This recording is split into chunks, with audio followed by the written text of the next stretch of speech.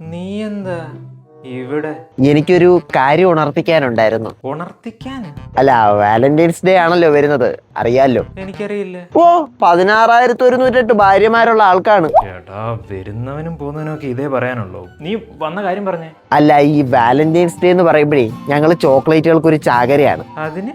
അല്ല, കൃഷ്ണനെ കാണാൻ വരുന്നവരോടെ എന്നെ തന്നെ വാങ്ങിക്കാൻ പറയണം, ബാക്കിയൊന്നും ലവറിന് മേടിച്ച് കൊടുക്കരുതെന്ന് പറ. എന്നാ പിന്നെ സിംഗിൾസിനെ എല്ലാം കമ്മിറ്റഡ് ആക്കാൻ പറ്റുമോ? അവർക്കൊരു സന്തോഷമായിക്കോട്ടെ എന്ന് വിചാരിച്ചിട്ടാ, അല്ലാതെ അവരും കൂടെ എന്നെ വാങ്ങിക്കല്ലോ എന്ന് വിചാരിച്ചിട്ടൊന്നുമല്ല ഞാനീ പറയുന്നത്. അങ്ങനെ ചെയ്താല് 1 ലോഡ് ചോക്ലേറ്റ് എന്റെ ഫാക്ടറിയിൽ നിന്ന് കൃഷിന്റെ നിലവറയിലെത്തും. എനിക്ക് ചോക്ലേറ്റ് വേണ്ട. ഓ, മധുരം ആയതുകൊണ്ടായിരിക്കും അല്ലേ? ഏയ് അല്ല, എനിക്ക് പാൽപ്പായസം മതി. അത് ശരി.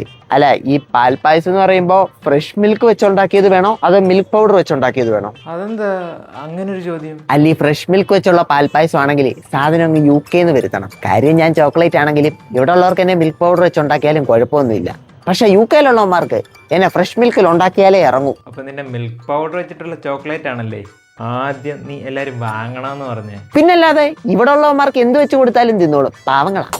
ഞാൻ ഇവിടെ ഒരു സാധനം വെച്ചായിരുന്നല്ലോ. എന്നാ, വെണ്ണയാണോ? ഇച്ചിരി മതിയേ. അല്ല, സുദർശനചക്രം. അയ്യോ, എന്റെ ചോക്ലേറ്റ് കവറിൽ അതാക്കല്ലേ.